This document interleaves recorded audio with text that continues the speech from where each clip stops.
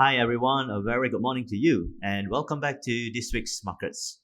So I hope you guys had a very good weekend and a well-rested weekend. So let us have a look and see what is coming up for today's economic calendar before we start to analyze what happened on last Friday during the non-farm payrolls data announcement.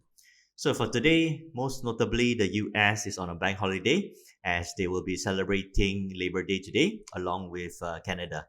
So with the US markets out of the picture today, we could be expecting the markets to be a bit less volatile than usual, and of course, volumes to be lower than usual.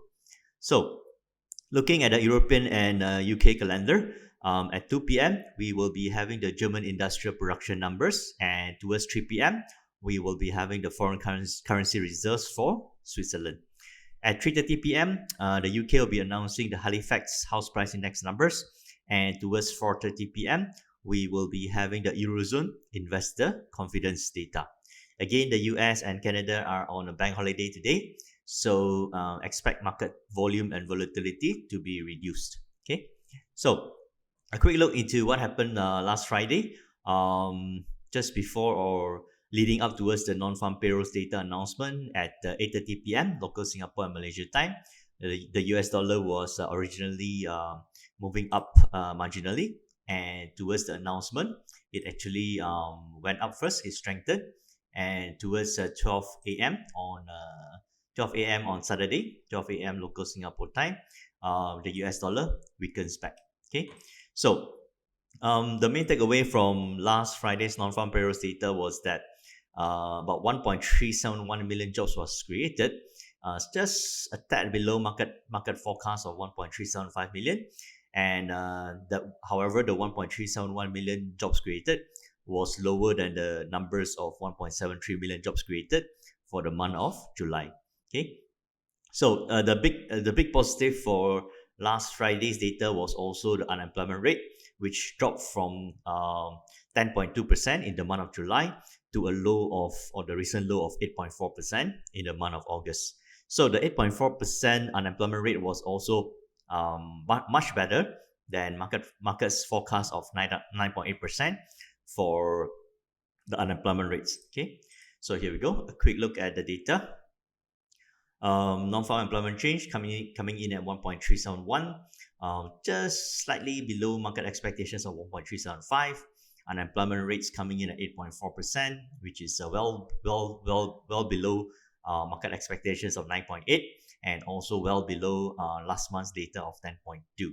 Okay, so this is the event. This is the result, and of course, the theory is the US dollar should strengthen, which it did.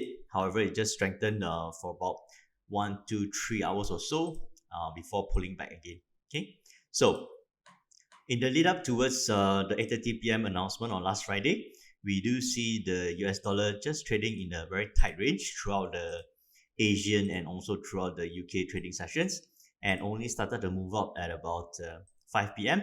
And again, as the announcement was being made at 8:30 p.m., we do see the US dollar strengthening from 92.76 levels all the way to a high of 93.23. Okay, so again, naturally, even before last Friday's bullish move, the US dollar has been strengthening since Tuesday on the 1st of September. Tuesday, Wednesday, and Thursday was mostly consolidating. And towards Friday, it found good support levels at 92.68. And then after, just before or during the announcement, it went up again before pushing back down at about, it's a bit early, 18 plus 5, 11. At 11 p.m. last Friday, the US dollar weakened back down, and however found support again at these levels. And then after, currently it's still a bit quiet. Okay, so remember the US is on a holiday today, so markets could be a bit quiet today. So as the US dollar was moving up and then down again on last Friday, we also saw the UK pound moving down as early as 5 p.m. 5 p.m., 6 p.m., 7 p.m., 8 p.m. So the announcement at about 8:30 was here. It pushed the UK pound down another 85 pips or so before pushing back up at about 10 p.m. Push back up from 1.3175 all the way to 1.3288.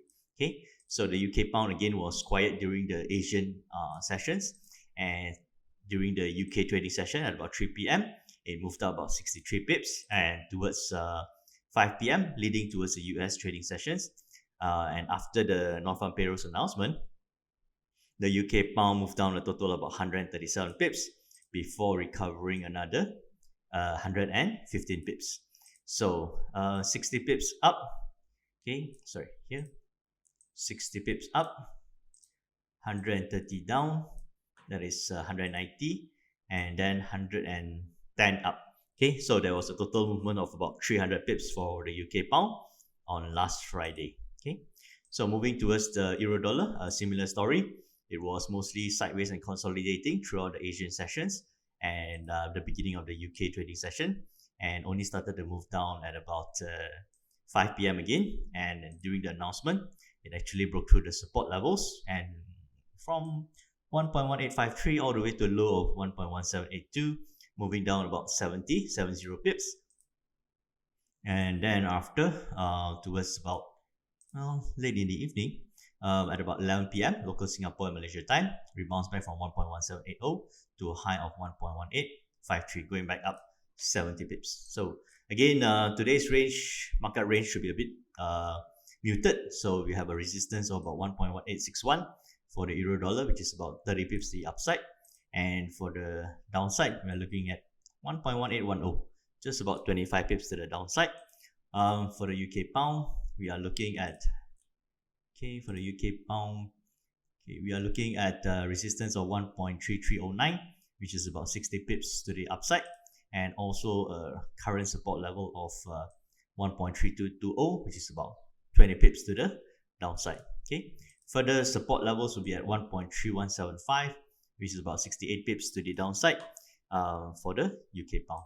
Okay, so moving on to gold prices. We also saw gold prices being bearish since last Tuesday on the 1st of September, from a high of 1,992 to a recent low of about 1,924. The gold prices came down about $70, and leading up towards last Friday's non-farm payrolls data, gold prices was mostly consolidating. Okay, so at the announcement of the data, it spiked up about $8 before pushing down from 1,948 all the way to a low of 1,916, coming down $32. It was playing around that range for about 1, 2, 3, 4 hours before recovering nicely from 1917 all the way to a high of 1938. So currently, again, gold prices are being consolidative. So the recent high is, of course, what was achieved this morning, 1940. So the current range to the downside will be 1930, which is just about $8 to the downside. Again, bear in mind that the US markets are not open, so movement and volatility could be a bit less. Okay, so so the further downside support is at 1915, which is about $22 to the downside. To the upside, of course, we are looking at 1948, which is about $12 to the upside. Okay, quick one, oil prices dropped on last Friday as early as 7 p.m. local Malaysia and Singapore time, from $41.92 all the way to a low of for $39.57. So this morning it actually dropped some more and had a very quick recovery, and currently it is in a consolidation phase. Last one, S&P 500. S&P 500 actually dropped in the lead up to the non-farm payrolls data on last Friday. So as early as 6 p.m. last Friday, S&P 500 moved down from 3,482 levels all the way to a low of 3,350 levels. So it came down about 132 points. And again, similar story as the US dollar, and also as the UK pound, and also as the gold prices. It actually whipsawed back from a downtrend. It actually had a very good and decent recovery, closing at about going up back to 3,455 levels before closing at 3,416 levels. Okay, so managed to recover back about 63 points. So again, today's market is going to be a bit quiet. If you're not going to trade today, If you're going to trade today, sorry, you can observe for 2 to 4 p.m. again and 7 to 9 p.m. If not, we can always wait for tomorrow's market again. So have a good trading day ahead, and I'll see you again tomorrow for the latest market updates. Thank you and good day.